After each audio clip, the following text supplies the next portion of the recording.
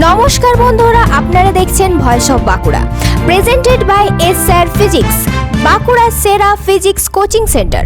রাত পোহালেই সরস্বতী পুজো, কিন্তু একটা ভুল করলে অঞ্জলি মিস হয়ে যেতে পারে। পঞ্চমী তিথি কখন শুরু? অঞ্জলির সঠিক সময়ই বা কোনটা? আজকের এই পর্বে জেনে নিন 2026 সালের সরস্বতী পুজোর সঠিক সময়সূচি, তিথি, অঞ্জলির নিয়ম সব একদম পরিষ্কার করে। দুর্গাপুজো, লক্ষ্মী পুজো, কালী পুজোর পর বাঙালির যে পুজোর জন্য সবচেয়ে বেশি অপেক্ষায় থাকে, বিশেষ করে স্কুল কলেজের ছাত্রছাত্রীরা, সেটাই হলো বিদ্যার দেবী মা সরস্বতীর পুজো। সরস্বতী পুজো হয় মাঘ মাসের শুক্লপক্ষের পঞ্চমী তিথিতে, যেটাকে আমরা বলি বসন্ত পঞ্চমী। 2026 সালে সরস্বতী পুজো পড়েছে 23শে জানুয়ারি শুক্রবার। বাংলার তারিখ অনুযায়ী দিনটি 9 মাঘ।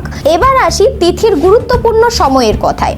পঞ্চমী তিথি শুরু হবে 22শে জানুয়ারি রাত 1টা 39 মিনিটে এবং পঞ্চমী তিথি শেষ হবে 23শে জানুয়ারি রাত 12টা 29 মিনিটে। মানে রাত থেকেই তিথি শুরু, আর শুক্রবার সারাদিনই পুজোর তিথি থাকবে। এই দিন নিয়ম হলো ভোরে স্নান সেরে উপোস রেখে বাগদেবীর অঞ্জলি দেওয়া।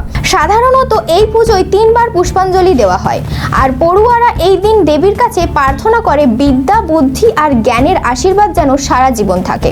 পুজোয় খুব বেশি জাঁকজমক না থাকলেও লাগে কিছু জিনিস: বই, খাতা, কলম, দোয়াত, আমের মুকুল, গাঁদা বা পলাশ ফুল, আবির, এমনকি বাদ্যযন্ত্রও।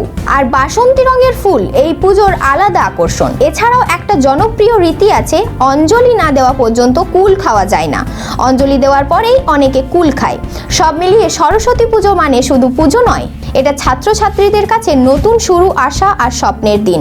আপনার বাড়িতে সরস্বতী পুজো কিভাবে হয় কমেন্টে জানান। ভিডিও ভালো লাগলে লাইক, শেয়ার করুন আর ফলো করুন ভয়েস অফ বাঁকুড়া। এই ধরনের গুরুত্বপূর্ণ খবর সবার আগে পেতে আমাদের চ্যানেলটি সাবস্ক্রাইব করুন আর ভিডিওটি শেয়ার করতে ভুলবেন না। আপনার মতামত কমেন্টে জানান আর লাইক, শেয়ার করে ভয়েস অফ বাঁকুড়ার পাশে থাকুন।